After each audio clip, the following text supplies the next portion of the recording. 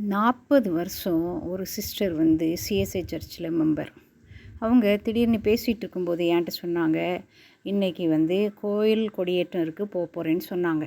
அப்போ அவங்கக்கிட்ட நான் வந்து உபாகமம் 5, 6, 7 மற்றும் உபாகமம் 32, 39 அந்த வசனங்களை அவங்ககிட்ட நான் எடுத்து சொல்லிகிட்டு இருந்தேன். அவங்க வந்து அதை ஏற்றுக்கொள்கிற மாதிரி இல்லை. அவங்க சொன்னாங்க, அப்போ இயேசுவின் தாய் மரியாள் வந்து தெய்வம் கிடையாதான்னாங்க. இல்லை, அவங்கள நம்ம என்ன செய்யக்கூடாது, ஆராதிக்கக்கூடாதுன்னு சொன்னேன்.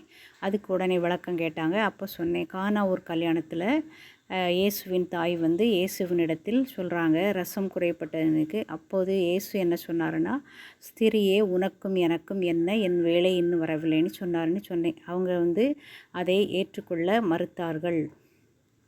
ஏன்னா அவங்க கோயிலுக்கு போயிட்டு இருந்தாலும் அவங்கள் இன்னும் ரட்சிக்கப்படவில்லை. உடனே ரட்சிக்கப்படுவது எப்படி என்று நான் அவர்களுக்கு விளக்கி சொன்னேன். யோவான் 3:16 வசனத்தை எடுத்து காமிச்சேன். அதை அவங்க வாசித்து பார்த்தாங்க. பார்த்த பிறகும் என்கிட்ட கேட்ட என்ன கேள்வினா, ஒரு இந்துக்காரன் தான தர்மங்கள்லாம் நிறைய செய்கிறான், அவன்லாம் அப்போ எங்கே போவான்? அப்போ நான் சொன்னேன், நரகத்துக்கு தான் போவான். ஏன்னா அவன் வந்து தேவகுமாரனே அவன் விசுவாசிக்கலைன்னு சொன்னேன். அப்போ அங்கே வந்து மோட்சம் நரகம் இருக்குன்னு யார் போய் பார்த்துட்டு வந்து நம்மகிட்ட சொல்லியிருக்கான்னு கேட்கும்போது நான் சொன்னேன், பணக்காரன், ஏழை, லாசரு, அந்த 2 நிகழ்வுகளையும் எடுத்து சொன்னேன். பணக்காரன் பாதாளத்தில் தத்தளிப்பதையும், ஏழை லாசரு அபிரகாமடியில் இருக்கிறதும் நம்ம பைபிளில் கொடுத்துருக்கு. இதுக்கு ரிலேட்டடாக நான் ஷார்ட்ஸும் போட்டிருக்கேன். உங்களுக்கு தேவைப்பட்டால் அதை பாருங்கள், ஷேரும் பண்ணுங்கள்.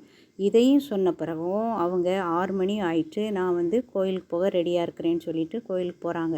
அப்போது எத்தனை வருடங்கள் நீங்கள் கோயிலுக்கு போனாலும் மோட்சத்திற்கு, அதாவது பரலோகத்திற்கு, நித்திய ஜீவனை அடைய முடியாது. நீங்கள் ரட்சிக்கப்பட்டால்தான் நித்திய ஜீவனை அடைய முடியும். விரைவாக ரட்சிக்கப்படுங்கள்.